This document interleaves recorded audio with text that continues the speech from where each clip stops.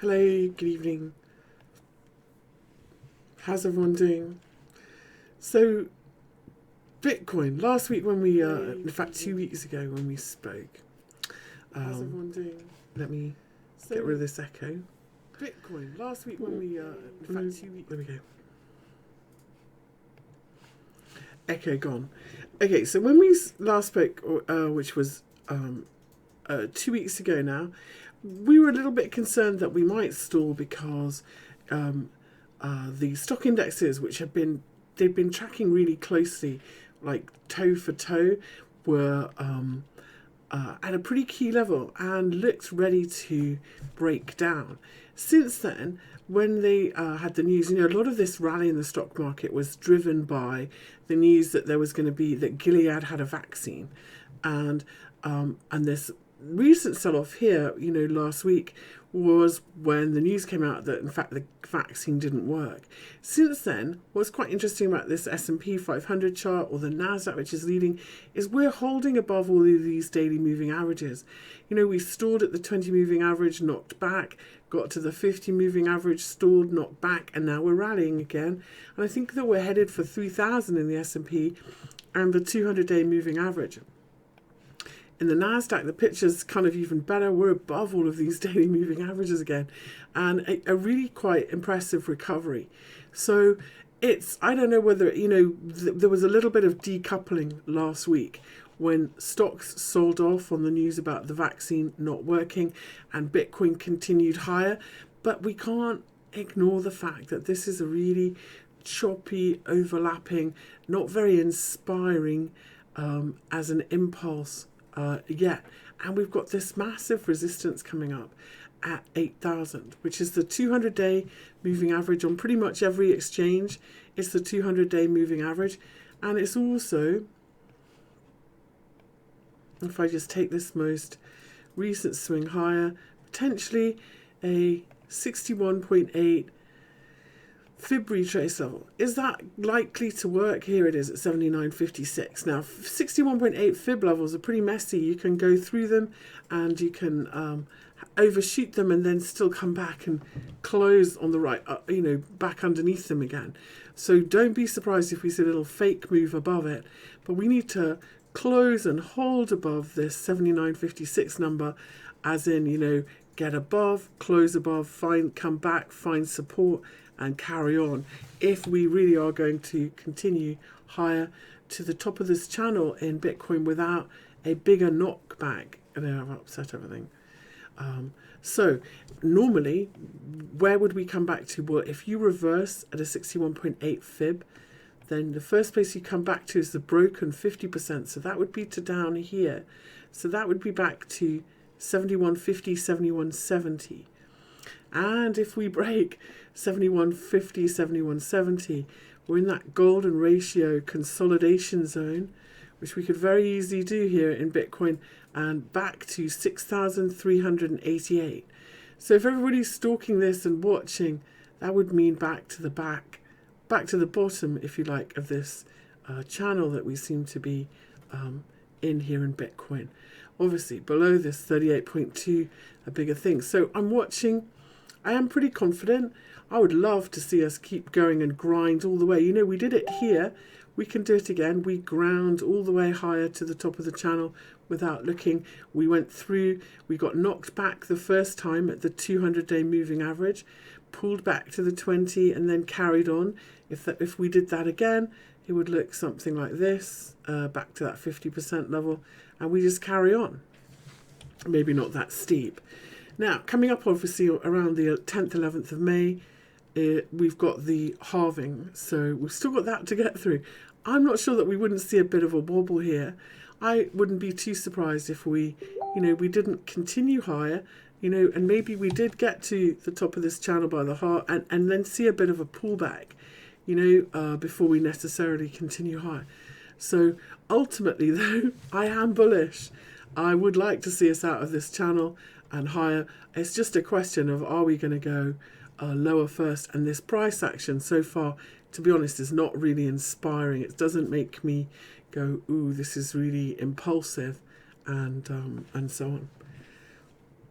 But it may be, you know, we're just marking time. You know, there's so many unknowns out there. But I can see kind of risk appetite start to improve as countries start to loosen up the restrictions to do with the coronavirus. It's really, really slow at the moment.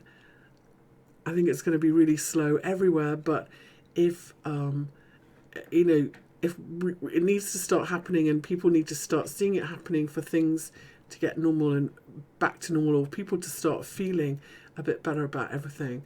Otherwise, you know, we've got a complete disaster on our hands, haven't we? So, pass, there's no Lionel Richie fans today. Okay. So, I asked on Twitter earlier today, and I asked in my strategy group earlier today, what coins should we look at tonight in crypto? And if you look on the bottom underneath this video, you will see the list of everything that everybody voted for. If there's something on there that you really want to look at, you can ask me at the end. If you want to know about my strategy group, we look at the markets every day, a couple of times a day, and we learn a trading strategy, a trend following trading strategy using moving averages to try and maximize our profits and recognize when a market has stopped going up and time to take profit. Okay, so let's have a go. Now, I was a little bit inspired this morning. We'll start with Ethereum. Andrea says Monero looks interesting. Monero often gets quite a nice bid, doesn't it? If people, what I've noticed, I have to say that I've noticed the last couple of months, last couple of weeks, I have noticed that the big altcoins, like the blue chip altcoins, like the Moneros and the Dashes, and have really outperformed Bitcoin. I think people have been diversifying into the bigger altcoins because what happens around the halving is a little bit of an unknown. And, you know, the last thing you want is a miners dumping a whole load of it. And, you know, if they want to, they can push the price down, and they will. So, I have noticed a bit of that, and I definitely agree with you that Monero almost does behave like a stable coin. There are some other privacy coins, aren't there? But Monero is definitely one of the better ones. Okay, so ETH, I thought we had a little bit of a breakout in ETH after last week above last week's high. Above this 38.2 fib level, if we go all the way from the highs up here, and if we look where we are from this swing, we're definitely above this 50% level. So if we take this most recent swing lower here in ETH, and we count this 50% level, which looks valid because of this test, then we are holding above support for now, and looking for us to hang on here and carry on higher. Here we are. This is what I mean about when you get above a level, you look for a nice corrective three-wave move back to find support off it and then carry on higher. And if I look at this in ETH, these were the previous highs. Here we are retesting it from the other side. In fact, momentum says we're all about to turn up and hopefully carry on higher from here. Next upside target in ETH, US dollar. Obviously, if we stopped at the 50% and the 38.2, although it was messy, and the 236, we can expect to stop at this 61.8 level next. So let's tidy that up. And here's our 61.8 at 213. Now, these levels are quite messy, 61.8 levels. Sometimes you go beyond them and whatever. But so 60, that's our next upside target. As long as we hold above 190 in ETH, it looks very nice, actually. So then this is what I mean about all of these other bigger alts are outperforming Bitcoin at the moment. So as long as we stay above 190, and that means no daily close back underneath it, we're looking for 213 and then hopefully 247 next in ETH US dollar. Next one that was requested was ADA. ADA is another one. I'm going to start with ADA Tether because if we're looking at these other coins against the dollar, we should look at ADA against the dollar as well. And ADA is another one. Look at this. Against the dollar, above all of these daily moving averages, above the 200 moving average, so in a better position really than outperforming Bitcoin, which is not. And we've squeezed above this 50% level at 44.98. If we look at these previous highs and lows, there's a little bit of a dodgy zone that we're in here. But I'm going to say same as ETH. As long as we hold above 44.98 ADA tether, we're going to keep going higher to 51.43.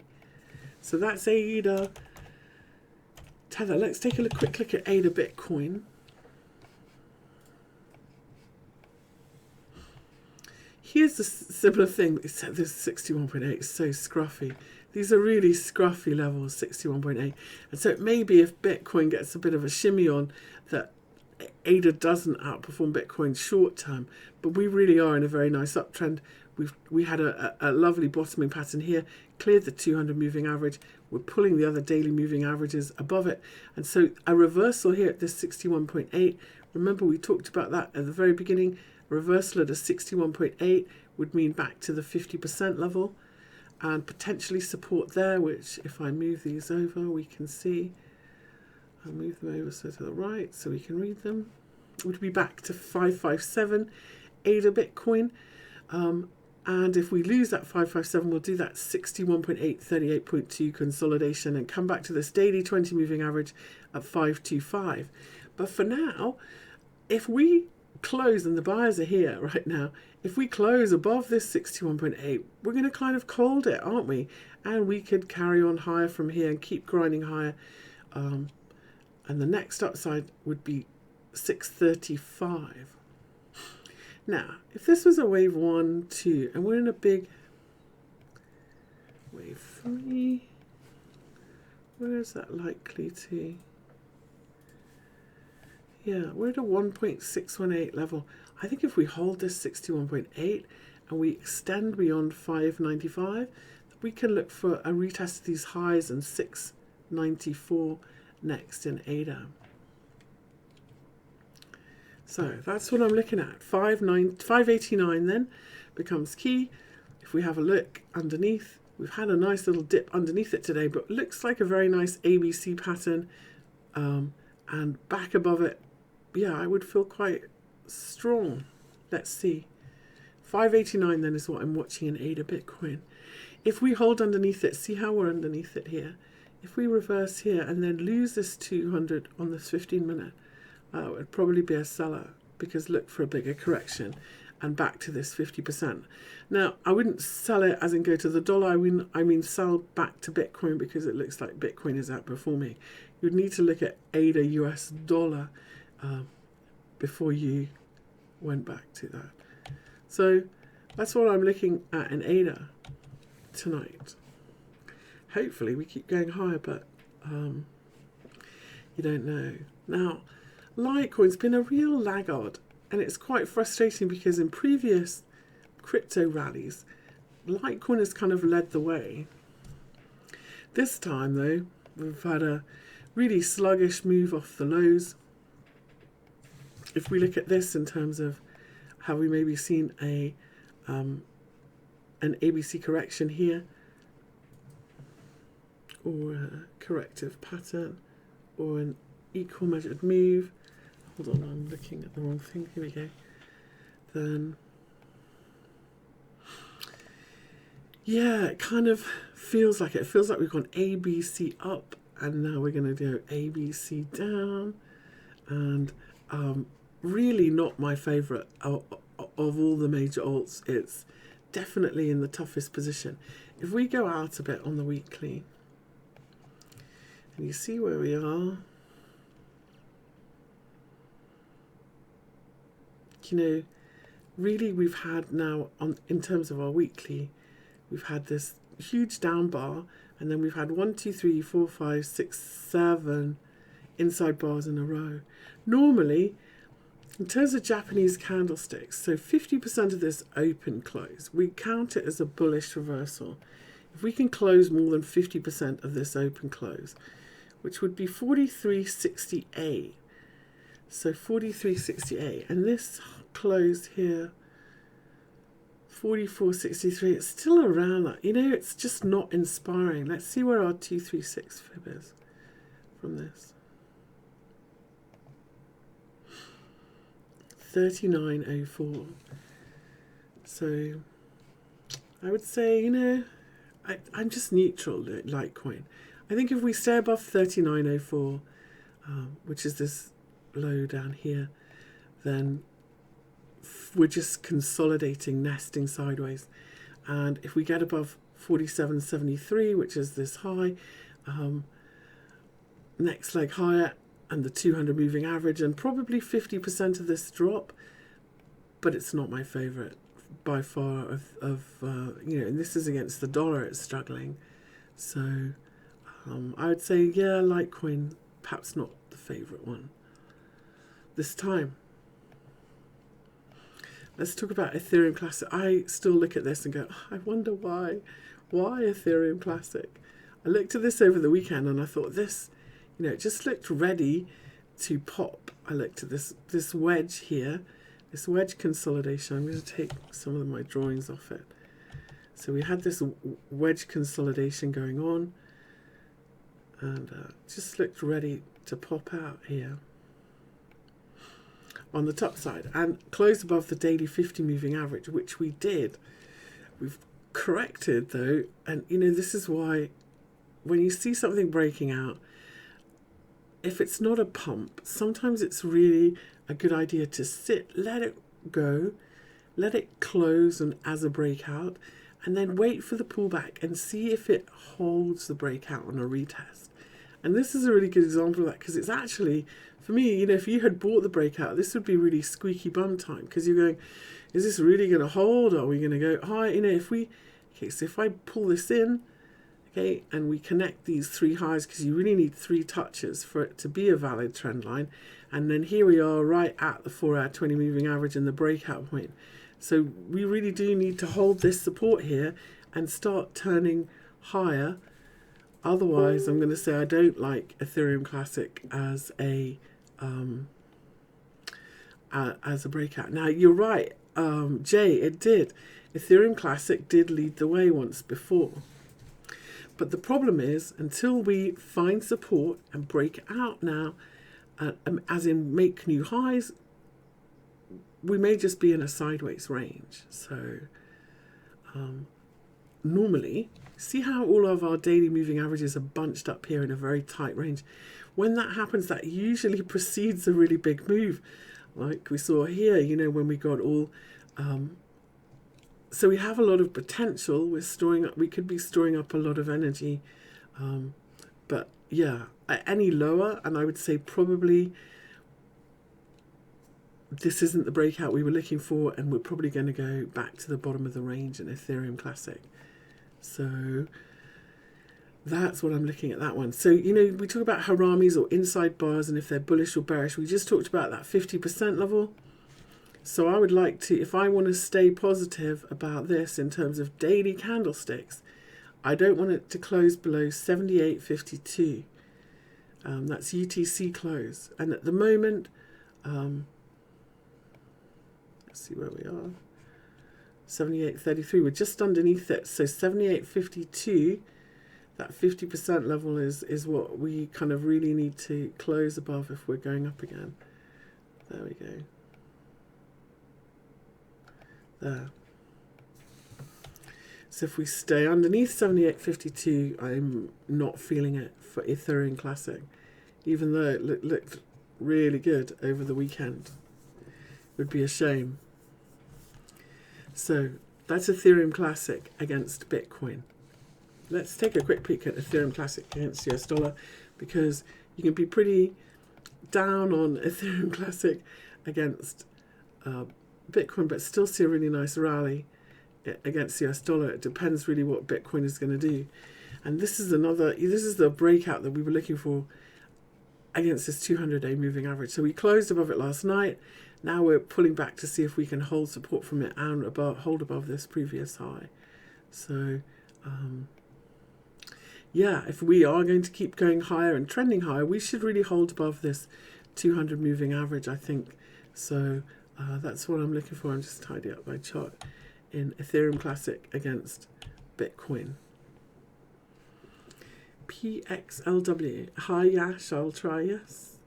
Okay, so Ethereum Classic, potentially you know, we've got a few hours. We've got 4 hours or so, you know, 3 or 4 hours before we close.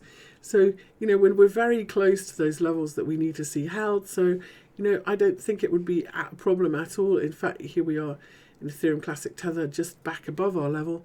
So, you know, I'm optimistic. You know, Bitcoin, especially crypto, love to trick you by going that little bit further to make you think that, to trick you the wrong way. You know, for example, when we're in a downtrend, sorry, wrong button. When we're in a downtrend, you'll see this very often. They always like to trick you. So you'll have a drop, and then you'll have some consolidation, and then you'll have a little spike high that gets everyone going, oh, we're going up, and then it'll drop. And then we'll, same thing, we'll consolidate, a bit of nest, and then we'll have that little fake move, and then other way. And so crypto likes to do the same in an uptrend. You know, we'll have that thing, and we'll have the shake out the stops, and then up we go. It just loves to do that, go that little extra bit to get your stop. So the daily close will be quite important, I think. Monero, XMR. Let's take a look at Monero. Oops, lost all of my charts. There we go. Didn't mean to do that. Here we go.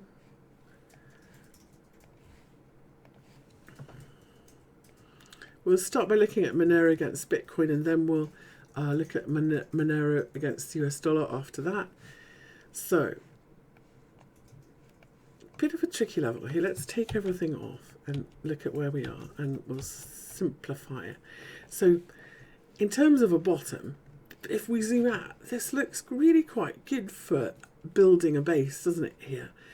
The problem is that this rally, if this was the start of something, and this was a wave 1, for example, we really wanted to see something really get going here, and we haven't. It's been really disappointing, just like Bitcoin, slow, choppy overlapping. It could be that time, you know, because of what's going on with the halving, but it makes me think that we're going to go lower before higher. So here's our bottom, like this. Now when we look at this, haven't retested, so this could be like a really funky kind of ABC up, ABC down. And so for me, we're going to see the start of a correction in Monero if we drop back below the 236 fib from this low. And as long as we stay above it, and we'll move it up, as you know, as we move up. So let's put regular candles on, and I'll show you what I mean. Okay, so here's our fibs going up. So as soon as you go below the 236 fib, you know that you're in a bigger correction here, and we've gone from the low. So here we came back to the 38.2, 200 moving average, everything's great. The next time we do it, here we held the 236 fib, carried on, made a new high, still in an uptrend. Here we've got our 236 fib now, we can move it up, it's now at 79.04. So as long as we don't go below 79.04, I think we can say that we're still grinding higher and still in an uptrend in Monero, and that if we drop back, we're likely to do that thing again and see a bigger correction back to maybe the 200 moving average. If we put our fibs, retrace fibs going on this way, the reason is that this is a big 61.8 fib level here. So we would come back to the 50% in the middle, the pivot level in the middle, if you like, and if at 78.06, and if we lose 78.06 back down here to, again, to the 200 moving average and 74.11 before we carry on. So this golden ratio zone, it's like the zone in the middle where the bulls and the bears fight it out, and you can very often bounce back in this bit for a bit. So 78.06 now. Pretty key support for Monero against Bitcoin. Now, Monero dollar, it should look, everything should look a little bit better when we look at it against the dollar. And sure enough, it does. Let's take these away. Here we are above our 200 moving average. Everything is ignoring me. Here we go. We'll start again. We'll do fib retraces from this high. So we look really good, don't we? Because we're trading above the 200 moving average. We've had a really nice strong rally. It's all contained in a pretty nice channel. But here we are at this 50% level. And these 50% levels very often where you stall if you're in a correction. 61.28. So if you're long Monero, you really don't want us back underneath this 200 moving average and reversing at this 50% level. You really do kind of want to just consolidate here and then carry on higher if we can. So 61.28 is what we're watching. So far, so good. Look at us going. I've seen this before. You see this sometimes at 50% levels, they'll do this. They just wash back and forward in a very tight range through the level. Because nobody can quite decide, are we reversing here or are we stopping here? You know, when you do this in the range, you buy the bottom, you sell the top until you break out. And that's all you can do if you're a short-term trader, or wait and see for a bigger sign, like a daily reversal or something. But for now, bit of a fight. If you were going to put a gun against my head and say which way from here, I'm going to say higher, as long as we hold above it on a daily close. And at the moment, that's what it looks like. So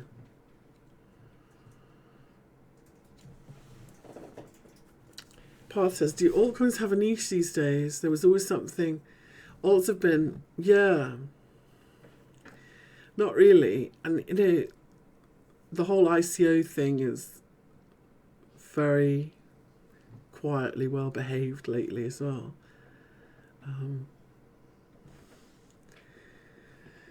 I feel like, my best alt indicator is ETH against Bitcoin. If ETH is outperforming against Bitcoin, then we are looking at an alt rally usually. So let's go take a look at the daily chart of Ethereum against Bitcoin, which doesn't want to load. Just chat amongst yourselves and we'll try again.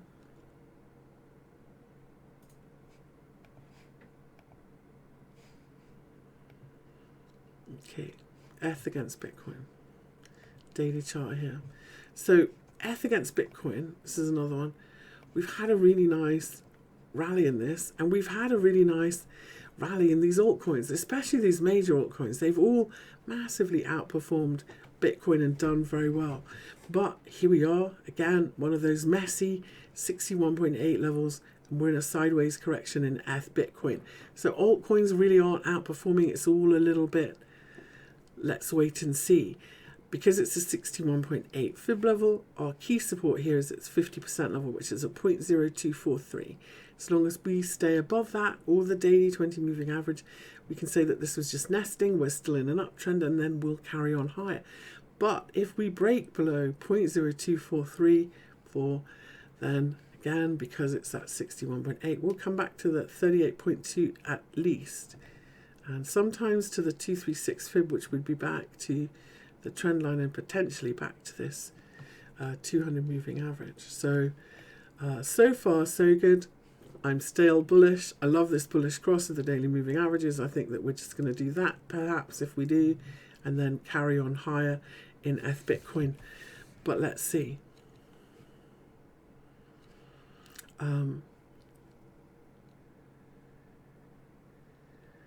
The Smooth is talking about a COVID-19 test.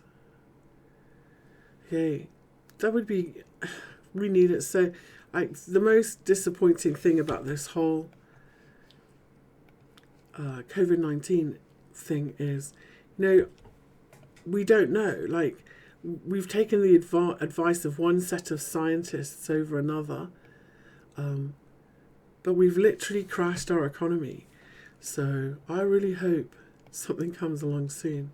The chart looks interesting, doesn't it? Sorry? The chart looks quite interesting for that. For what? Nova site. Okay, we'll dick it at the end. No problem. Okay, so I've got a little bit distracted. We've talked about Ethereum. We've talked about Ethereum Classic. We've done Monero. talked about Bitcoin and why we're just kind of sideways. We were in a position where alts were outperforming and it's all kind of stalled at the moment. And so individual ones every now and then will have a good old go, but that's it. So Power Ledger, been requested by somebody on Twitter. Let's take a look. Now, I have to say I kind of like this. I think there's a lot of potential. This is the weekly chart of Power Ledger. Our first rally took us all the way up. I was really conflicted about where to draw this from. I think this was probably an ABC in this last swing high was here. If that's the case, these previous lows anyway, and this, which were around here, and this 50% back acted as resistance for our first leg up here on the weekly in power. Now we've come back to test our weekly moving averages, and for the last 6 weeks, we've made a really nice base just sitting on them.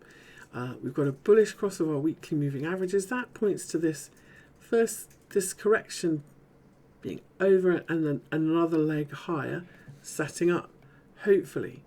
So if we come down to the daily, here we've got the same thing. Tried a rally, obviously at the beginning of the month, couldn't do it. So we've been in a pretty narrow sideways range since the beginning of the month. But what we've also been, since we've been underneath this 50 moving averages, every time we've had to break out, we've closed back underneath it. I think if we can close above this sideways range in the middle, which is we haven't been able to close above all month, and if we can close above the 50 moving average, we could potentially see another leg higher. The risk is that this correction, corrections are very often 3 waves and then 3 waves within that. So this could be A, B, C down, and now we're going to go A, B, C up. And so this is a first leg, pullback in the second leg. And if that's the case, we might not get as far as we hoped. And potentially only back to these highs around 12.11. If I've drawn it right, that should also be around 50% of this high to low. It's around there. So, pretty important resistance if you buy this on a move higher. That 12.11, 12.50 zone is going to be pretty important resistance. And if we can't get above that level, then we are still in a correction, and sideways. If we do, then I'm looking for this next leg higher. Obviously, this first one. We'll take this and we'll do a projection like that. 1.618. Then back. 2.618. There we go. 25.31. Let's put those fibs back on that I shouldn't really have taken them off. Hold on. Lines up with that 786 fib level. Okay. So around 2,600, 2,500, 2,600 is our target. If we can get out of this sideways range and above 1250. So, Path said, I wish I knew why the up graph is red and the down graph is green. Same on Twitter. Oh, isn't that weird? Who writes these? I don't know who makes these GIFs anyway. I got my candles the right way. Up candles are green, down candles are red. Don't worry. So, yeah, this is setting up, potentially setting up in Power Ledger. We definitely should see one more attempt at a swing higher, just because this first one was so strong, and even if it was a correction, it should be 3 waves, and that does actually point to the higher level. Even if we this second swing is 61.8 of the first one, that takes us also back up, or if we measure it from here really, this takes us also back up to this 786 target level for our minimum target. So above the resistance, we're looking for, 1550, 1600. First target here in Power Ledger. there. And then we'll see. Above there, then much bigger things, obviously. But, yeah, we'll go step by step. If we get there, then we can look higher. You know, I don't like to say, you know, whenever I say, oh, potentially, you know, we could end up here. And I don't want someone to hang on because they're pretty sure that that's where we're going to in the target. And we might just make an ABC incorrect here and fall lower and then end up with a big loser. I've had that before, and people message me and they say, but I thought your target was here. And I say, well, yeah, but, you know, we failed before then. So we'll go step by step in this one. 1621 would be the first upside target. And if we get above that 2136, and then above there, we probably have reversed the trend. These moving averages look good for it, but until we get out of this sideways zone, not much to do. So Stratis is another one with a lot of promise. If we consider that we're building a big long base here, we certainly are taking our time with this one. Now, I got very excited in Stratis here. You know, we got above this 200-day moving average before and didn't do anything. And then we got above it again. And I thought, oh, this time we could rally. And we really couldn't. We've just ended up being sideways in a pretty ugly, unfortunately, sideways range here. And nothing to do until we can get out of it. And now here we are right in the middle, flat moving averages. We're completely becalmed, if you like.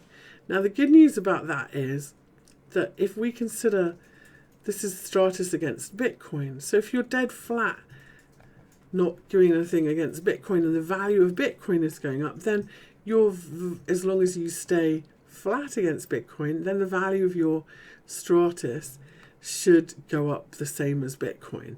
So if you're holding some or hodling some down here at the lows, then that's, you know, okay. But you really do need to check the US dollar chart, because sometimes it isn't always that good. So let's take a look at it against Tether, because this is a little bit more hopeful, if you like. Like our daily moving averages are finally crossing. In fact, let's look at it against calculated by Trick, because we've got more history. So potentially we're a little bit closer to what I would consider a breakout. If we look at this 200 moving average and how important it is to Stratis, it was the highs here, we couldn't get above it. Then it was support until we broke it, resistance, and so right up against some resistance. So potentially, if we break above this 200 moving average, we could have another go at another leg higher. But for now, this looks like Bitcoin. It's choppy, it's overlapping. It doesn't make me say, oh, we're on a ripper. And so it would be more likely here, having done this kind of pattern like this, to see a retest of the lows and a double bottom. That would be more bullish.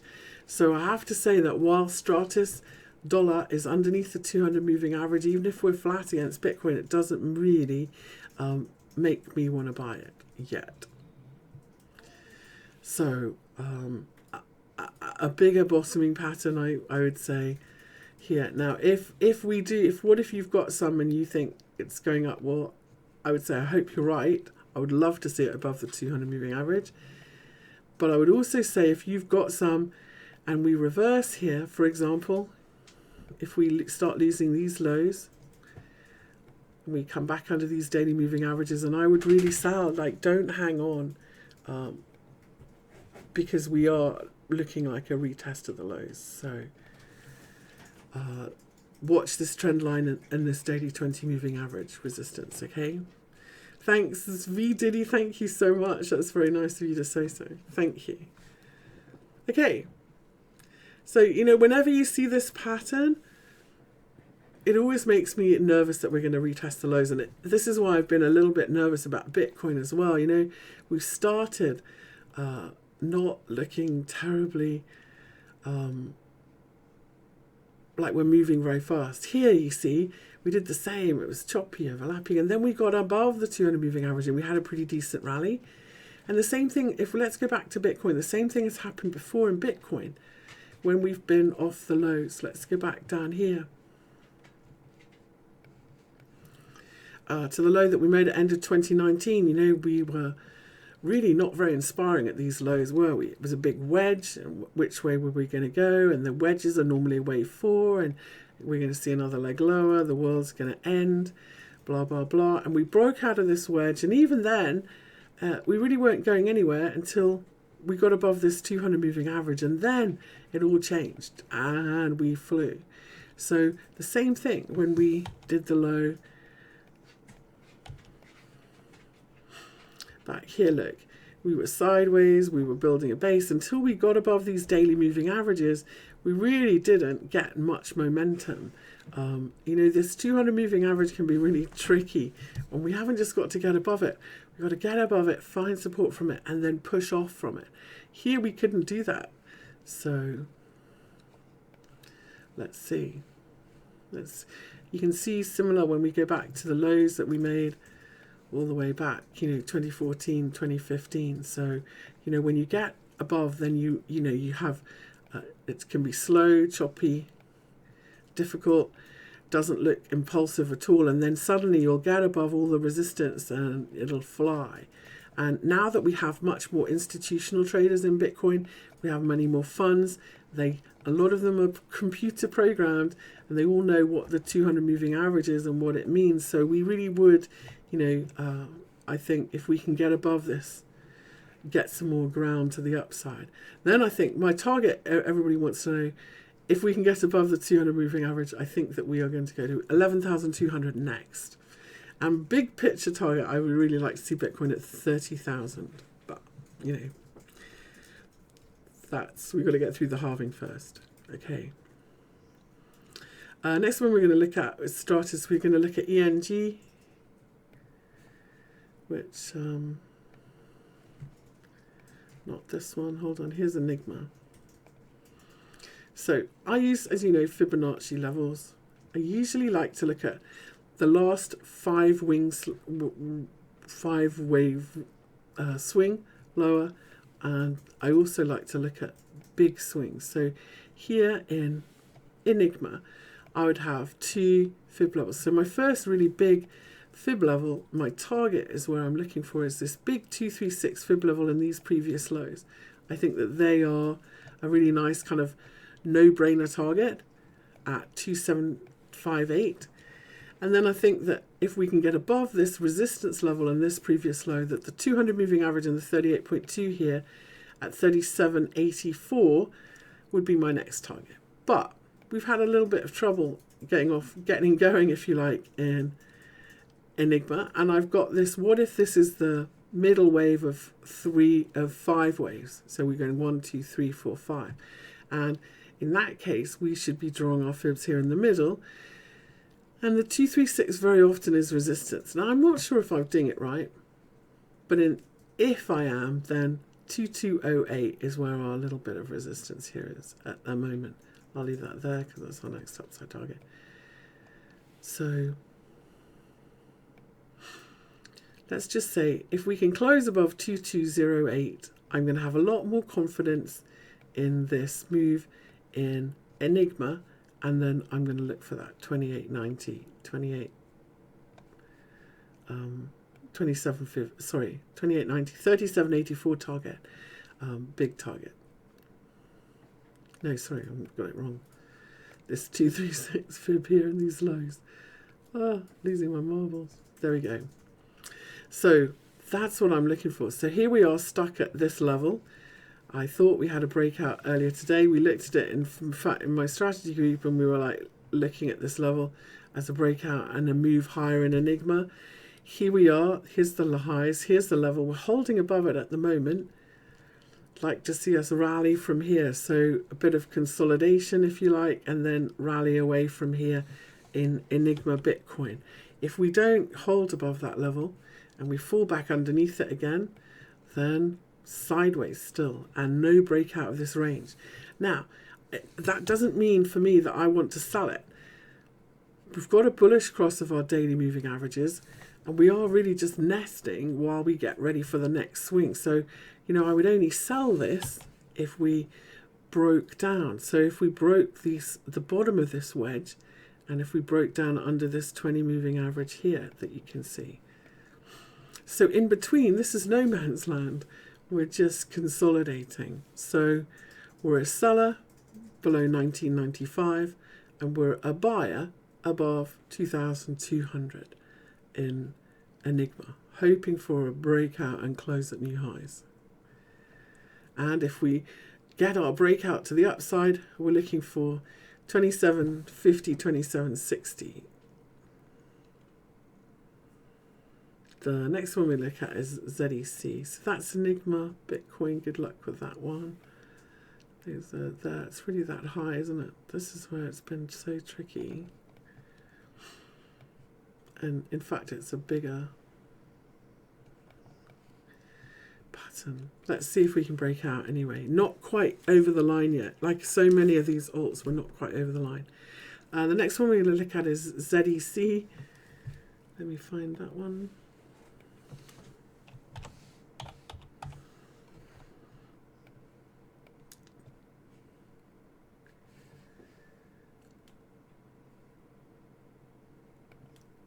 James, could you do the docs?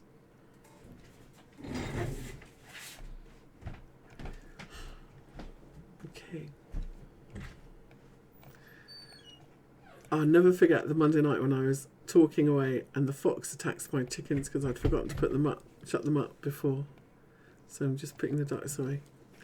Okay. Now, a little bit of disappointment in Zcash. I got really excited when I looked at this big rally and I thought this is a really lovely no-brainer trade.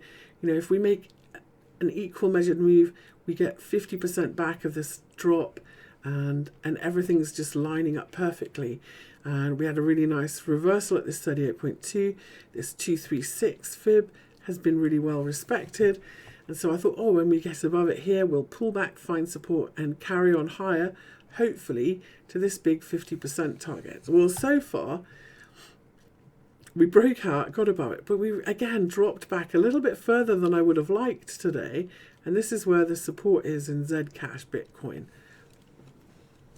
And it makes me a little bit nervous if we close under this 20 moving average that we'll come all the way back down and that we're really not, this isn't the breakout, you know, we were looking for.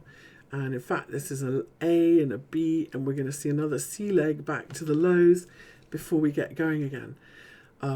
So yeah, I'm watching very closely for a reversal here in ZEC and back above these highs in 57, 66, this fib level, and I would say, okay, we're going back up again. But at the moment, this is kind of like, we've gone a little bit too far, and it's no man's land for me. So what if this is you too? Well, you know we're sitting on the 20 moving average. If you're long, and this is where your stop needs to be, if we're looking at this as a correction, which it should be, well, it's not should be, but we're hoping it is, something like this. Then this right here is our, look, equal measured move level, and we're sitting right on it. So far, one green, 4-hour candle is not the thing, but we are bouncing quite nicely. So if you were looking for a pullback level to buy ZEC, this is it. Let's see if we can rally from here and back above 57.66 again would say, okay, we're on our way higher. And then we're looking for 70, 75, and then target up here, 81.33. But this is the support, really, ideal support that I would like to see us rally from. Another way, if you want an alarm, we'd really like to see this trend line break, something like that. But ZEC, yes, this is the level. We don't want to pull back any further than this, really. Or the trend is broken, and, we have to sit on our hands and wait for another entry set up. Okay. ZEC then. Daily 20 moving average. Really would like to see it rally from here. STORJ. Haven't looked at this one for a while. Let's see.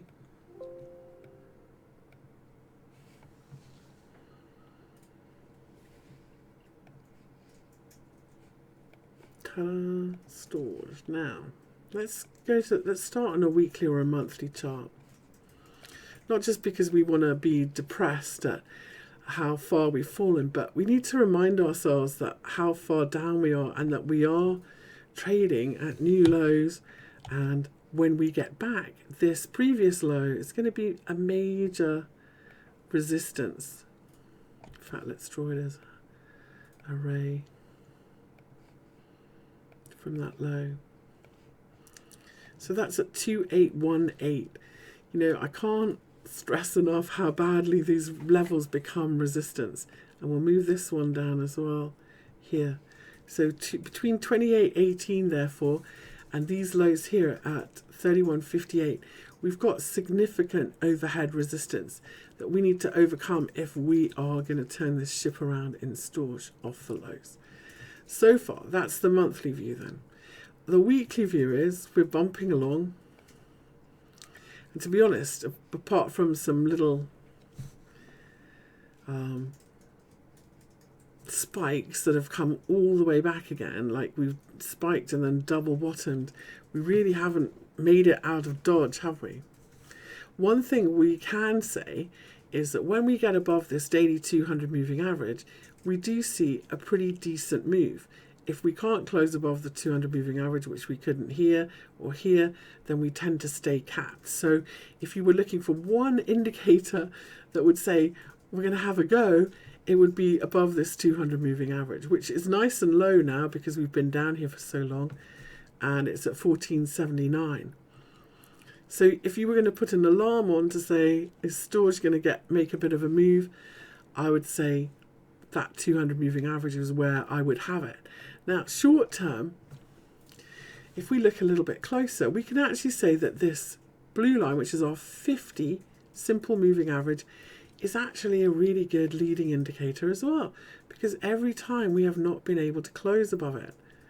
So if we wanted an early warning that we were going to go back to this 200 moving average and have a go, then a close above this daily 50 would be a really good early warning, wouldn't it? Can you see how we haven't managed to do it before? And now this is down here at 1378. So we had a look above it today. I think if we can get a close above it, that will be our sign. And we've got a bit of a horizontal support and resistance level here as well. That's going to be our sign that we are at least going back to this 200 moving average, and then we'll have a go. By no means does this mean that we're in an uptrend. You know, we're stuck in a sideways range trying to make a bottom. What I will say is we didn't make a new low here. So if we do get a bit of a swing on, if this was our, that was probably it, but yeah. And let's just look at those moving averages. And then if we do ever get higher from here, then we're going to look to challenge that big previous low, that big support and resistance level here that we can see actually better on the weekly from the very get-go here at 2800. So this weekly low, this weekly low, this weekly high, that's going to be our first target if we get a move on. But for now, it doesn't want to make me buy it unless we get above that daily 50 moving average in STORJ. Okay, next one we're going to look at is Link.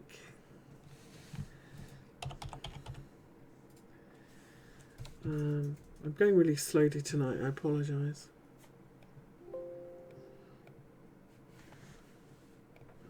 Here's Link. You know, there's a couple of coins like Link is one of my favourite ones. Link and BAT and BNB, the ones that I like to kind of trade all the time. And this one, God, really disappointing. So, let's start with the weekly for a better view of where we are. So the thing about corrections is they're very often three waves. And if you fail to make a lower high like we do here, you know, you're always looking at where are we going to come back to. And in this case, you know, Fibonacci patterns are really useful. So if we look at this swing we did here, for example, from this high to this low. We reversed at a 786 fib. When you do that, you come back to the 38.2. In fact, this market likes the 786 fib because we've done it again here. We've reversed at the 786 fib. When we do that, we usually come back to the 38.2, at least sometimes though the 236 fib. So we haven't finished this correction. We need to come a little bit lower to this 38.2 level, which is at 42,068 in Link Bitcoin. And that would also be a pretty nice 50% of this big green up weekly candle, wouldn't it? So it would tick a lot of boxes for me. And if we go down to the daily from here, when you get underneath your daily 20 moving average, you're always looking back to the daily 50 moving average. So I think that we've got further to fall in Link Bitcoin, and I'm looking at 42,000 from here. Doesn't mean that we won't go in a straight line. We could bounce and retest, but that's where I'm looking. Now, the 50% sometimes is a little bit lower at 44,870. We might see a little bit of a bounce from there, and then we continue lower, but that's where I would be looking at from here. So I think in Link Bitcoin, we've got further to fall before I want to buy it again. And in Link US dollar Tether, similar thing, except we didn't reach the 786 fib here, big one, did we? In fact, it's much higher. So we are at a 61.8. When you do that, as you know, you're usually looking back to the 50%. So we're looking a little bit double toppy here, aren't we? Couldn't close and sustain new highs. Swing failure pattern. So if we break the lows of this sideways range, anyway, I'm looking back to this 50% in the middle, which is 3.168. And if we lose that support level, we'll fall all the way down here to the 38.2 and the 200 moving average. So I'm not going to say I wouldn't hang on long, and so I wouldn't sell Link. If I had bought it all the way down here and I was looking at this, I would say we're only going lower if we break this low and the daily 20 moving average. But if we do, we are going quite a bit lower. We're going to at least here and potentially down to here. So it's a time to, maybe reduce your position, reduce your risk in Link, move it to something else like Bitcoin that's going up or Tether. So Link, in a correction, a bit like this one, but should be, if it could be shorter than this one, but we've got a bit further to fall, I'm afraid, in Link. Okay, next one we're looking at is ONT. Now I'm going to start with the weekly in this one. We've pulled back to the ideal place that I was looking for ONT to find support at. 50% back of this big green weekly candle was where I was looking. And here on the daily, this is where our daily moving averages are all bunched up. So a pretty nasty, if we look at it in terms of daily candles, reversal candle. But these tails here that have bounced us off the lows say buyers. So it's not quite as awful as it could be, but it's not. Anyway, so we're looking pretty closely at this close. We're looking to hold this level on close. We're just back above it now and looking good so far. So I would say, I do like Ontology. I think it's pulled back exactly to where I wanted it to on the daily. We've broken above our daily 50 moving average, and look how this has been resistance in the past. I think if we can then break these highs, and look at this level from here. So our major resistance, this is our support then. We're bouncing off our support. So our resistance that we've got to break above is at 656. And above 656, we're on our way to at least the 200 moving average of 770. But I'm looking much higher from here, I think, back to these highs. So step by step, a pretty good looking base in Ontology will be triggered if we can close above 656. We are bouncing off the lows. There's lots to like about it. Now, if we don't, now we've got another couple of hours to the close. If we fall back underneath this level, if we don't get that close that we're looking for, then we have to sit back and wait and see if we can recover it in ONT. On the daily, I really wouldn't want to see a close back under these moving averages. It would say that we're coming all the way back, you know, to the bottom of this range and we're still in the sideways range. So these daily moving averages then are pretty important for me anyway in ONT if we're going to keep going higher. But I would dump it if we drop back below them. Okay, that's that one. The next one we're looking at, I may have typed this wrong, FTM. Can't remember what I was asked for. No, FTM, here we go.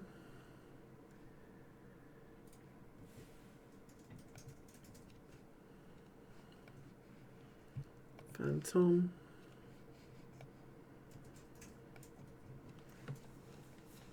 This one is another one with a pretty nice look for a bottoming pattern. First off, we've got a double bottom, perfect double bottom. So in technical analysis, when you have a double bottom and you break the high in the middle, you should go twice the distance. So here's our high in the middle, here's our sideways range. So if we measure from the low to the high like this, okay, when you've got a double bottom, that becomes your target. So it gets you so far. I think we might have almost made, we haven't quite made it. And not only that, but when you come back, you're hoping that that level will be trend support. So far, so good. You can see we've actually got a triple top here, top of our range. So far, so good. We're slightly off that level. If we do come back, I'm not going to be terribly bearish, but if we get back underneath these daily moving averages again, I'm going to be very bearish because it's a false breakout. So for now, looks pretty good for a breakout, and we're holding on a retest. So if we look at FTM down here now, lower time frame, 15 minutes, something like that. Okay, here's our level. We've bounced off it so far. It looks like a nice correction. Here's the retest coming up. We really need this retest to hold it. And if it does, happy days. Yeah, and I think it's an interesting level to get long Fantom with a tight stop. You know very quickly where you're wrong anyway. So yeah, I like Fantom for a nice counter trend bounce above this daily 50 moving average. Whenever you get above the daily 50 moving average, you're always looking for back to the 200 moving average first, which is all the way up here at 110. But let's take this. Our big 236 fib is all the way up here at 1654. But if we take just this most recent swing, then we'll look, 50% is a little bit high. We'll say 50% of this most recent swing in the 200 moving average, and that gives us 113. So 110 to 113, that's where I'd be looking for a conservative first target here in Fantom. Might squeak a little bit higher to these lows as well. So elevator music. Am I sending you all to sleep? Is it like that ASMR thing? I hope not. Okay, let's move on and look at Band. Do as many coins as you can.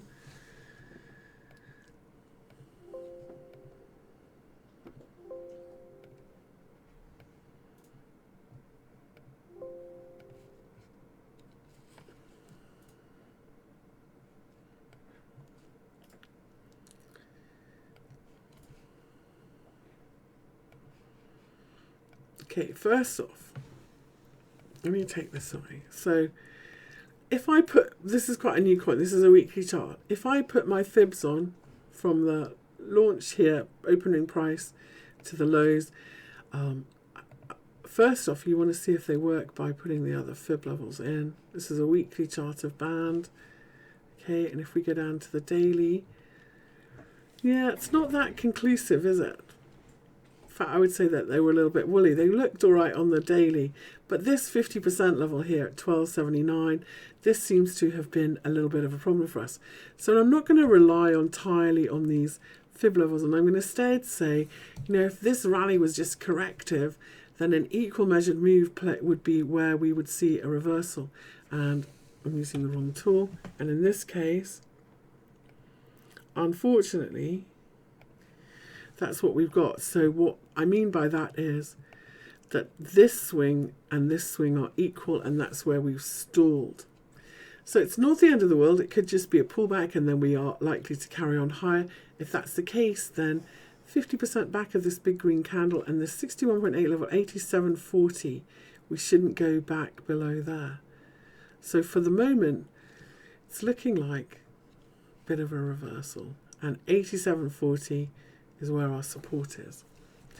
If we take our fibs from this low to this high, as in this most recent swing here,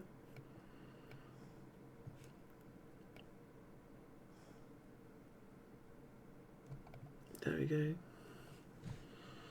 You can see that we've broken this 236 retrace level, 38.2, and these previous highs are next at 94.85, but 50% back kind of lines up with where we think our support is around 87.40 and the daily 20 moving average as well. So one of these two levels will do it. 94.85 and these previous highs here, or just a little bit lower, and in fact these lows and the 20 moving average I like a lot better. This previous swing low, this is where our support is. So in a pullback at the moment in Band Bitcoin, if we take a look at Band US dollar, that just means that we're falling against Bitcoin. If we take a look at it against dollar, yeah, we're in a little bit of a correction in this one here as well, aren't we? So let's see where we are at. Go much higher. Okay.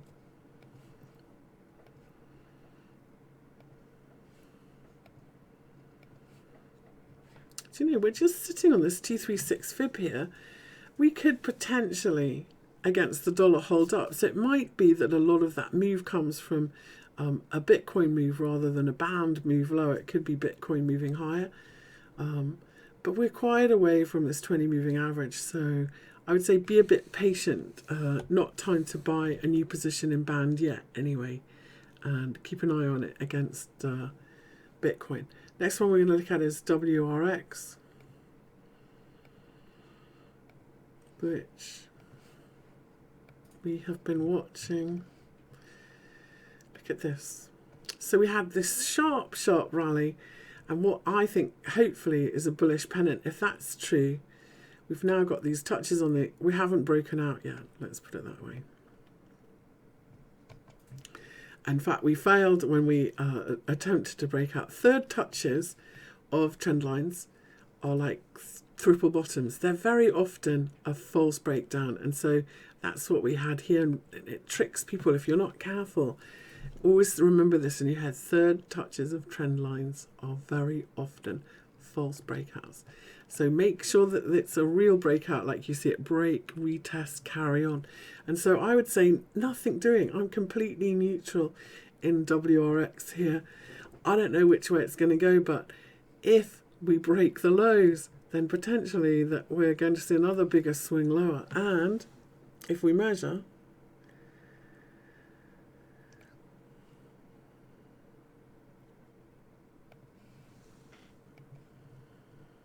like this, then if this was our first swing lower and this second swing lower is 61.8 of the first one, we're going to come all the way back down and retest these lows at 1431.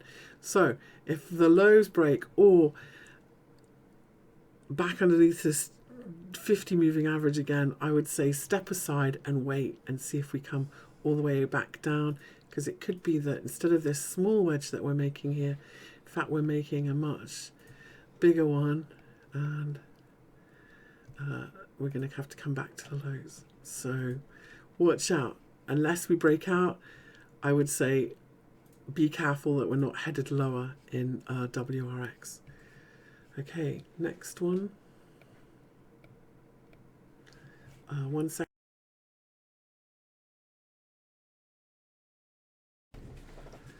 Okay, so the next ones we're going to look. What's my thoughts on ENG high? I'll try and add that one at the end. We're nearly there. So Hex, we're going to look at Richard Hart's coin. Coin Paprika.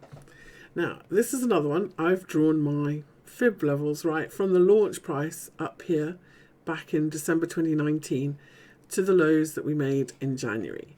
And after a pretty impressive rally, we've gone all the way up to the 61.8 fib. This is a daily chart of Hex.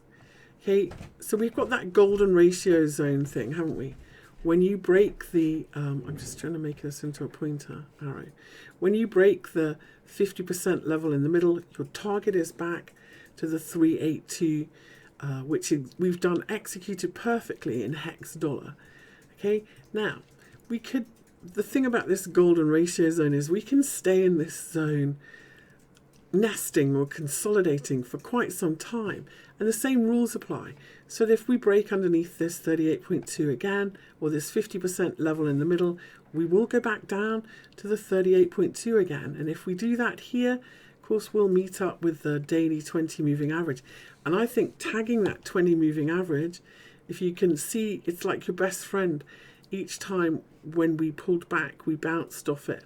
And I think that the next time we catch up with it, that's when the next swing higher is going to be ready to go in Hex dollar. So I don't know if we're going to come all the way back down again or if we're just going to consolidate here, but I wouldn't be surprised if we do. So let's take a look at Hex Bitcoin, see where we are with that one. So pretty much, I haven't drawn the fibs on here, but I have a feeling pretty much the same thing. 61.8, 38.2, a little bit lower against Bitcoin, as in we're just breaking back underneath this 50% level again. And in this one, because we didn't retest the highs, if we make an ABC here, as in an equal method move correction, we could see a little bit lower before we rally up again. And you know, these 38.2 and 618 levels are pretty messy. You can go beyond them. So I wouldn't be surprised if we dip a little bit lower in Hex Bitcoin, but that's what I'm looking for. Correction, the 20 moving average to catch up before we go again. So neutral, like we're nesting or consolidating in a pretty strong uptrend. So that's where we are, in the middle. Next one we asked to look at is NYZO. This is a good volume in this. A daily chart of NYZO. Now, the big rally we had, see how we went from this high to low? The big rally we had terminated at 50% of the drop. I'm always a bit nervous when I see 50% levels because they always make me think corrective, not new impulse. And if I look at this, it looks like a big ABC, and we're about to do the same one lower. I could be wrong. If I'm wrong, what we're going to do here is we're going to rally from here back up to this 50% level, and that's going to be the neckline for a giant inverted head and shoulders pattern. And if I'm wrong, that's where we go. Otherwise, I have a feeling like this. To be quite honest, this could go either way. Now, this is our consolidation here. I thought we were breaking down, but we haven't really. But if we do break down, we retest the lows. So sideways range, very tightly bunched up moving averages. It would be very cool if we broke this to the upside, because we would have a lot of power and strength to send it higher as an inverted head and shoulders pattern. But to be quite honest, we've been doing this sideways since the 12th of March, so nearly 2 months, and not really going anywhere. So buy the bottom, sell the top, wait for a breakout. And the top, the level that we need to get out of this sideways range to close above, is 365,600 in NYZO Bitcoin. It is, like, it has about, I don't want to mislead anyone, it has bounced pretty impressively off the lows, but we really haven't gone anywhere with this one yet. So I would say if we do and we start heading up here, then get excited because this is a much bigger, nicer pattern. But for now, not much. If we take a look at it against the US dollar, it should look a little bit better, but here we go. Yeah, still a sideways range, isn't it? Like, it's a little bit better in terms of our daily moving averages, as in right now we're above all of them, but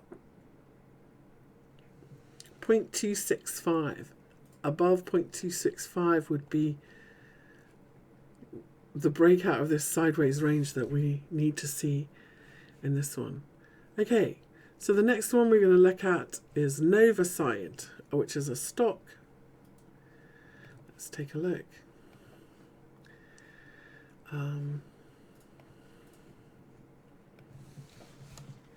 So Novacyt. Let's see.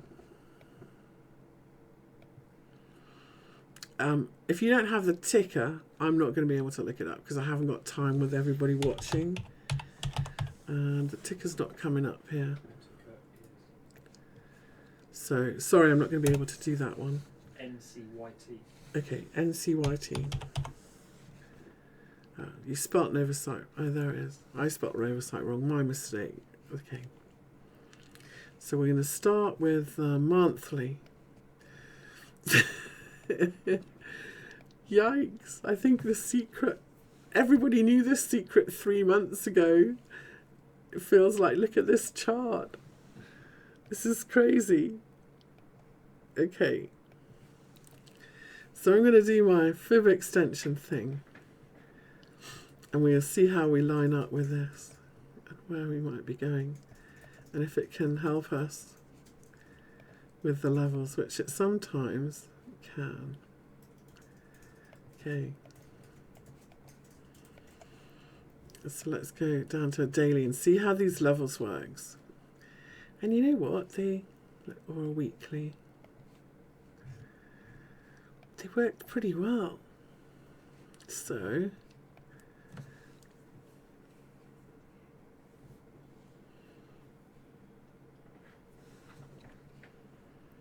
did we close? But look at this. Look at the color of these candles. So we keep opening. This is our resistance level. Let me put them on the right. So we keep opening above that resistance level or the pop, but we can't close above it. 448. And this previous resistance is now support at 279. So the first time we can close above 448, we're in our next swing. The problem is, do we want to buy it before then, or yikes. Let's smooth it all out with some Heiken-Ashi and see where we are, because I kind of feel like we do. Yeah, I think that we're all set to break out and in the next upswing. Let me put this on. Just, it's very hard to buy something that's gone up in a straight line for 3 months. But a daily close above 448 would say, if you did buy a little, would say that we are on our way to 720 next. That would be the next upside target. Yeah, all the others have worked pretty well. Smooth says he bought today at 420, not knowing a thing. Okay. Well, let's put our fibs on and say, where are we going to be wrong? And we're going to look at a 4-hour chart. Sorry, that's a 3-hour chart. A 4-hour chart. We're going to go from this low to this high. And I would say if we drop more than 50%, so I don't know where you got an in, get out of the way because it's probably over.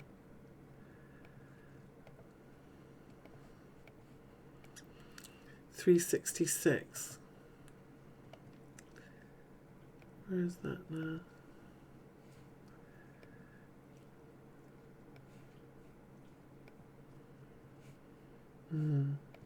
I would even say, if we close underneath 416, we're going down to 366. and we're going to fill the gap. You see this gap from 3 days ago? I think we're going to fill that gap if that happens. Let's see where we are on the yeah, that's a daily close below 416 will fill the gap back to 366. So be a little bit careful. I know we're at 415 at the moment, so otherwise above 448, next swing higher.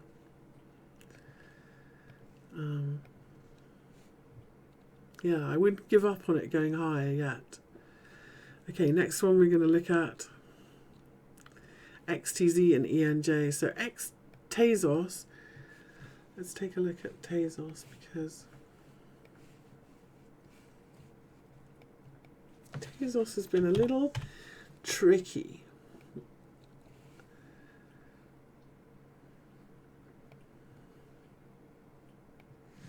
Here it is, Tezos. So here's our daily chart of Tezos, and we had two targets on this swing. First one was this 786. If this correction wasn't complete, we would stop here and do another swing lower, tag this 200 moving average, do something like this before we carry on higher again. But if we can pull back not too far and carry on, then a bigger target, make a new high. In other words, then our next target is 45.52.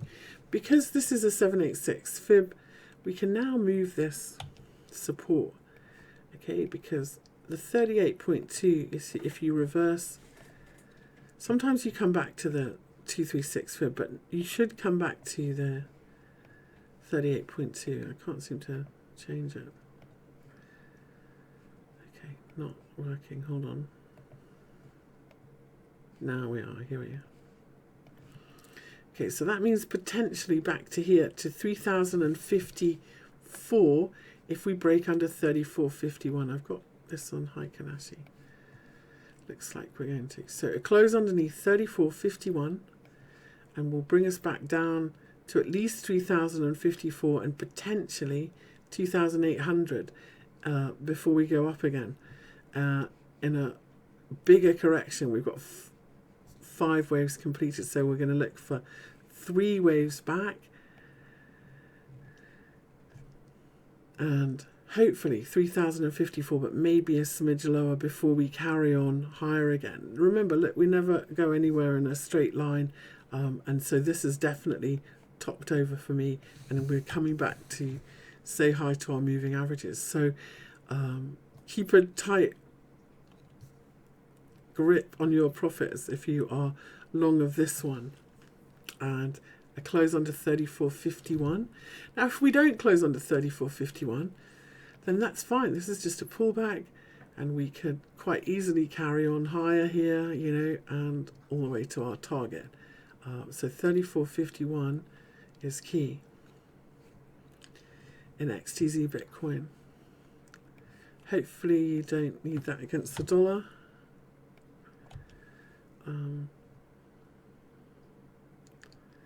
I'll take a quick peek at it, but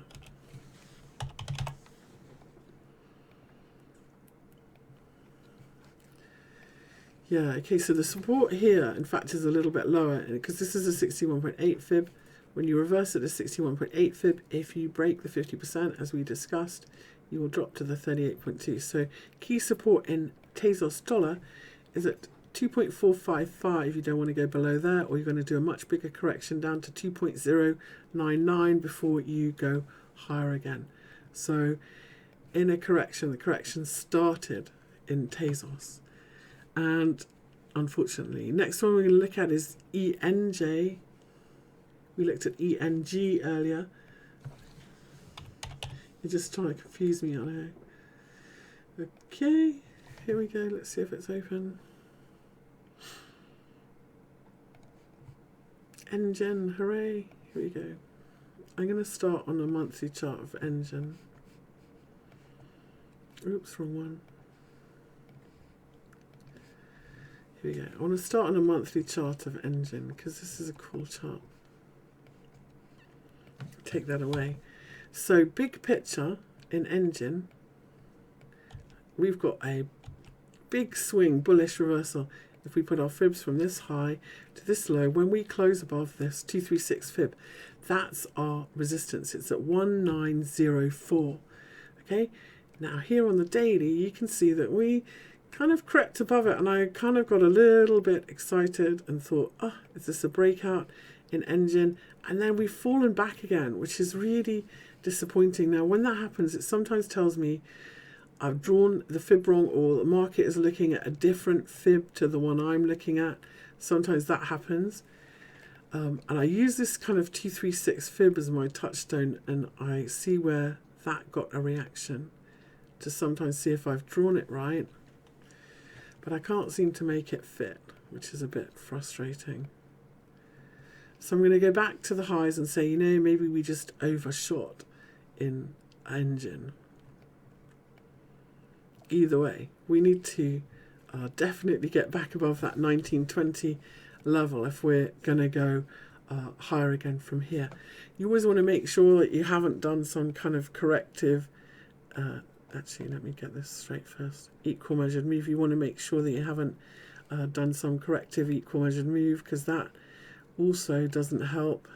And yeah, we kind of went just a little bit beyond it as well. So now, okay, we're going to play defense in engine. We're going to take this swing lower from the 200, higher from the 200 moving average, and say, you know, we've got a reversal if we drop more than, yeah, we're underneath that 236 fib, aren't we? Where's the big one? Right here where we're sitting on it. Okay, so see what I mean? This is the 236 fib from the lows. So that's, in fib terms, our sort of trend resist support. Okay, so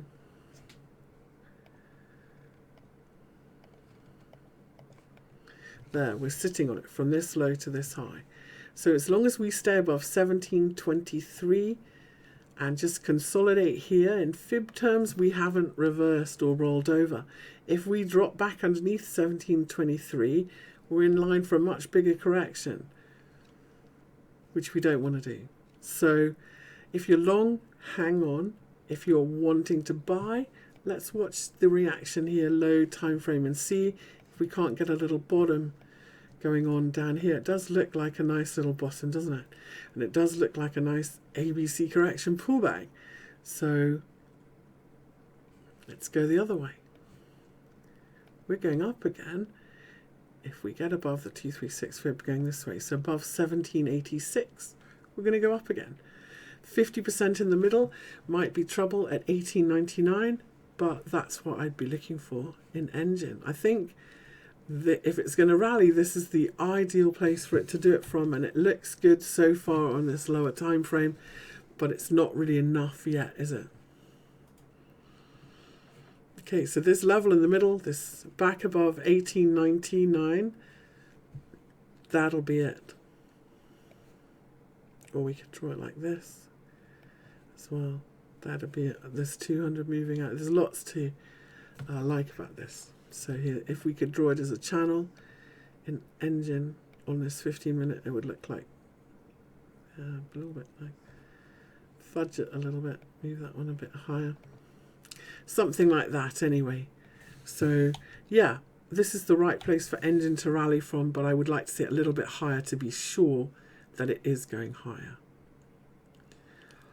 Okay, can I look at, Michael Mark says, can I look at Tesla or Boeing? I can do that. If there was ever a chart that liked fib levels, Tesla was it. Here's Tesla. Okay. And then put my moving averages on, which we're missing. I took them off for a bit. Oh, there we go. Okay, so let's start with monthly. We're in a pretty nice uptrend in this one. I'm going to take this. I got these fibs on from lows to highs. Let me see if I've got any hidden fibs. There we go. Not that one. Not that one. Not that one.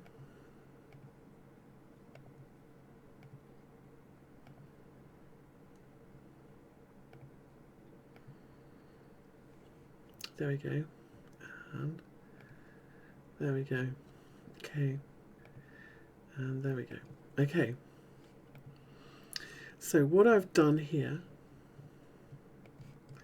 in Tesla, let me take that away, is from each of these, so in our uptrend, in each of these downward swings in the correction, I'm just tidying it up, in each of these pullback swings, I've projected from them using fib projections, and it's given me pretty useful levels, especially from this first correction. It's given me really useful levels for targets in Tesla.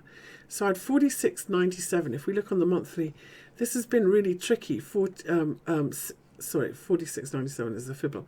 722, between 722 and 778, which was the projections from these swings, were my resistance zone here in Tesla, and that's where we've been stalled.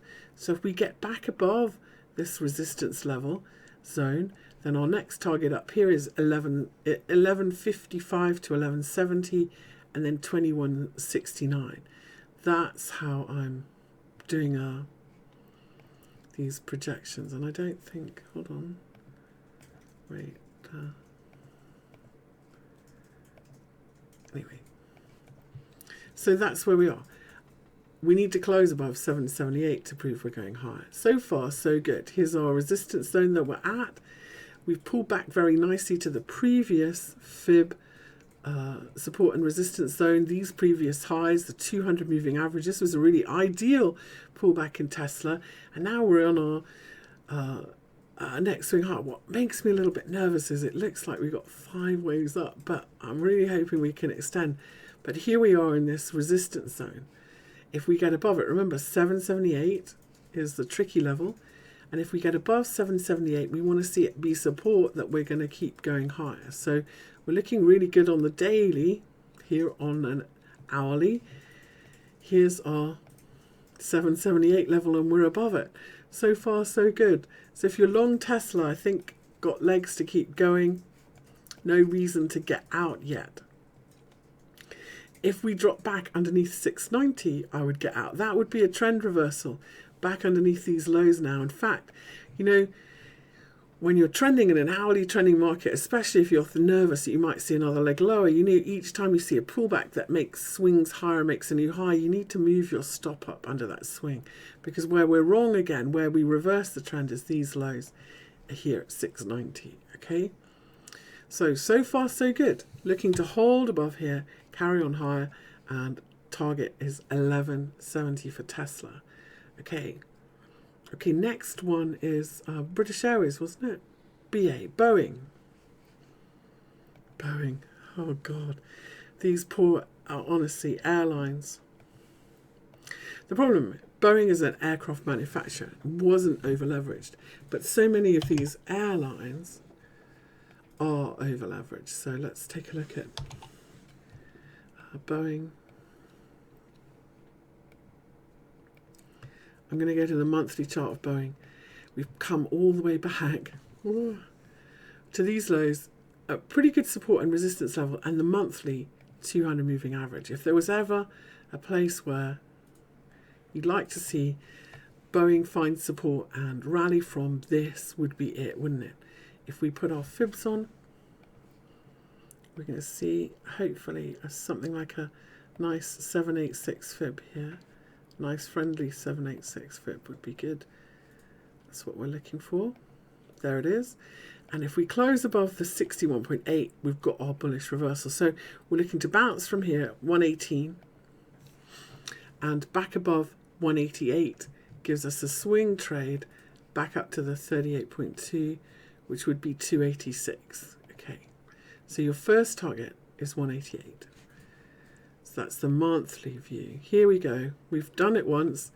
Nearly bounced to 188, didn't we? Oh God, it was very close. I think we'll see another leg higher, and 188 needs to be where we get to. Okay, and that's also, look where our daily 50 moving average is.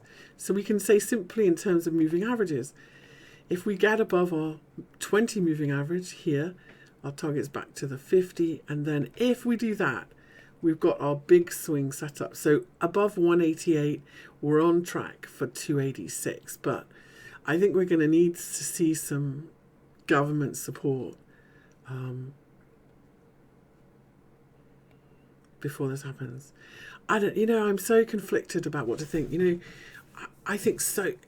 Like, for me, I can't wait to get on a fucking aeroplane and go somewhere, anywhere. I'd like to go to the Caribbean so badly, but I know how lucky I am. So many people are going to have lost their jobs. It's going to take a long time for some businesses to get going again, for supply chains to be working. Even if the government lifted all the restrictions tomorrow and said to everybody, okay, you can go and eat out, you can go to the cinema, and you can go to Las Vegas if you want, how many people, knowing this virus is out there, is really going to go? I don't know. That they're not going to all do it straight away. And so it could take time. And it could take, we could have a really nasty hangover, even though the government have thrown so much money at this. We could have a really nasty hangover from this that could take some time to recover from. And I think the days of really cheap airline travel that we've had for so long, I think it's going to be quick. It'll be pretty cheap if you think a massive percentage of your ticket price is the fuel cost. Okay, so I don't think they'll be extortionate as long as oil stays low, but the really cheap flights that we've seen, I think, have gone for a while. So, which will be good for airlines, hopefully. Anyway, they've done a lot of polls, and they've said to I do actually watch the chat while I'm looking at the thing, so I try and make what I'm saying relevant. So thank you, The Path. I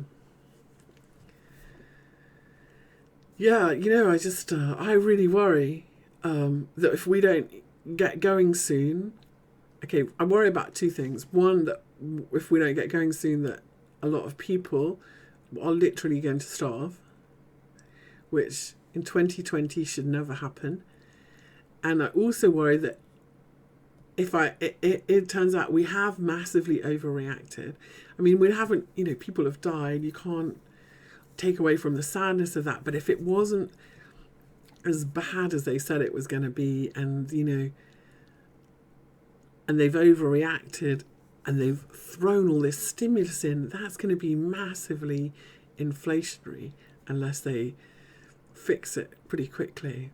I don't know. It's a mess. Very, very tricky times. So I'm quite bearish the dollar. I think it'll do well for assets like stocks, real estate eventually. And to be honest, Bitcoin, I think this is all good for Bitcoin.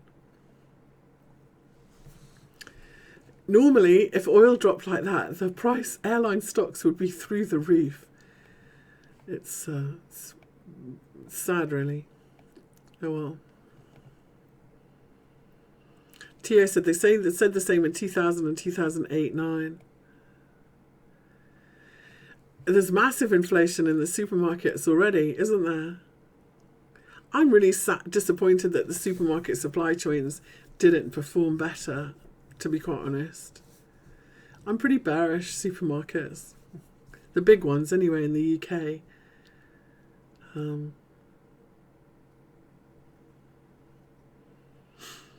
They used to make so much money selling us ready meals, and everybody's been stuck at home and has been forced to learn to cook. Things will change.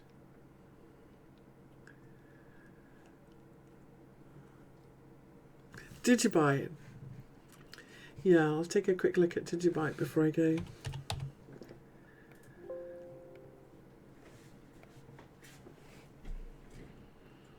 So, just to summarise how I think short term, we're at risk of a bit of a turn back lower in Bitcoin, especially once we get towards 8,000 and the 200-day moving average. But if we blast through it and hold above it, then happy days ahead, let's be honest. But we've got a bit of a risk coming up in Bitcoin to get through that level. Okay. It's a big holiday this weekend. May Day holiday in Europe. Very often you see turning points at 3-day holiday weekends as well. All of the jobs reports, the the non-farm payroll and the big jobs reports that I think are going to be really bearish, they're not going to come in until the end of next week.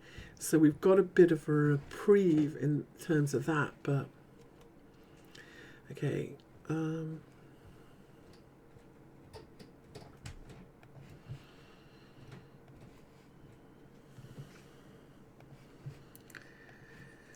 Okay, so I'm going to start with the hourly. I got a bit excited in Digibyte.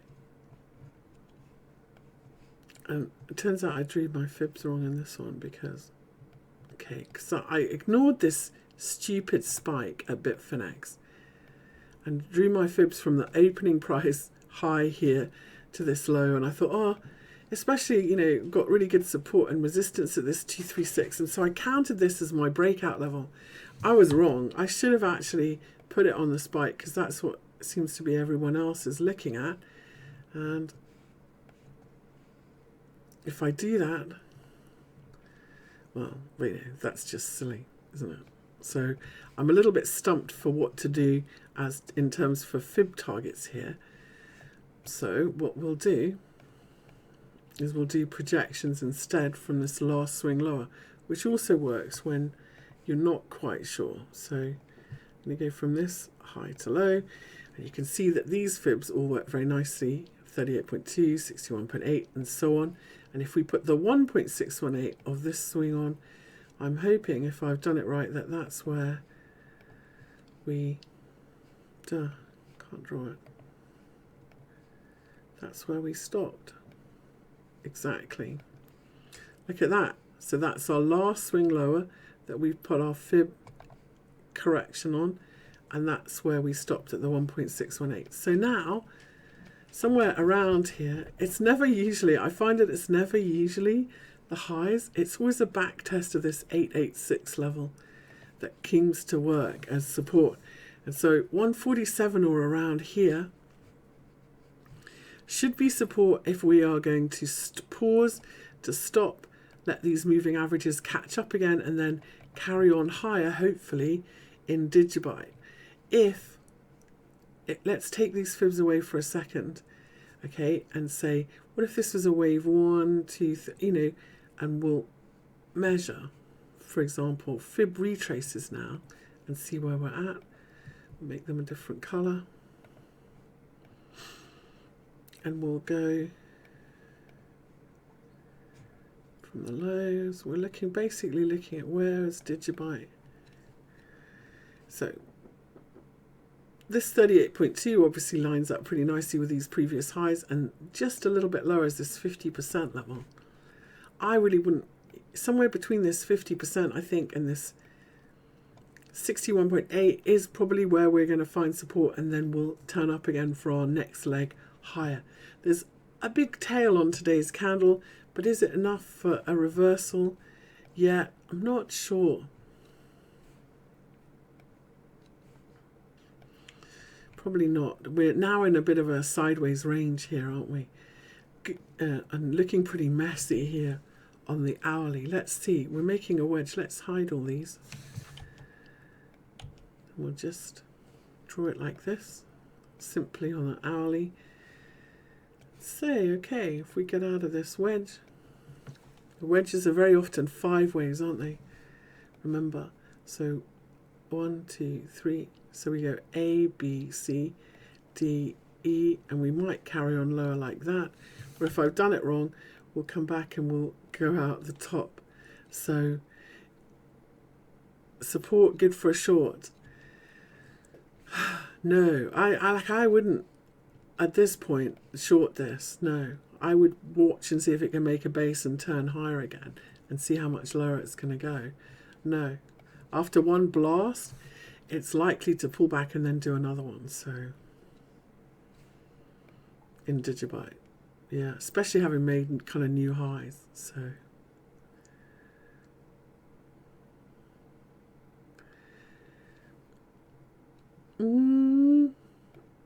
I don't think we're going to go too much lower, to be honest. No, I think there's really good support around 130, 140.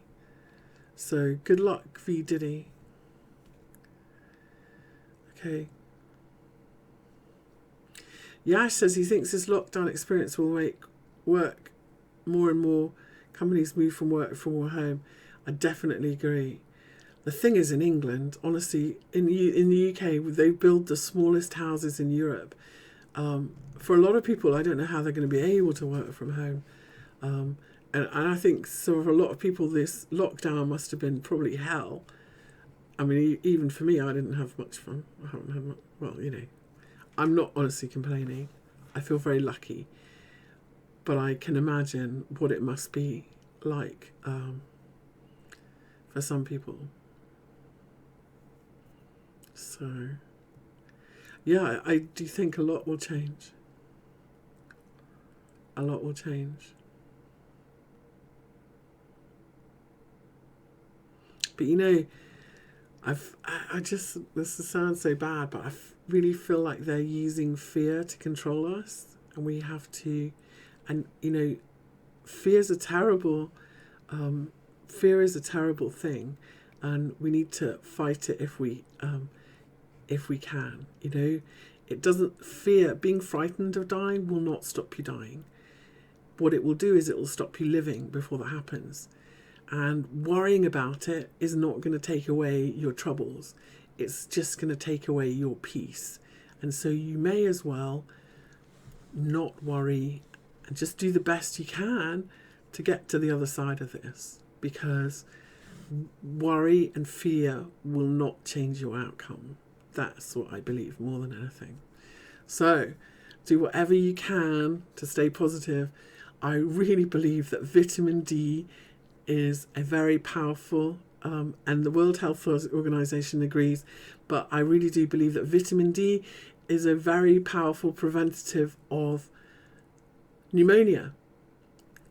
And I think that that's the reason why more Black, African and Middle Eastern people have been dying from this virus because they lack vitamin D. So if you, and I might be wrong and talking shit, but you know what? Sunshine is free.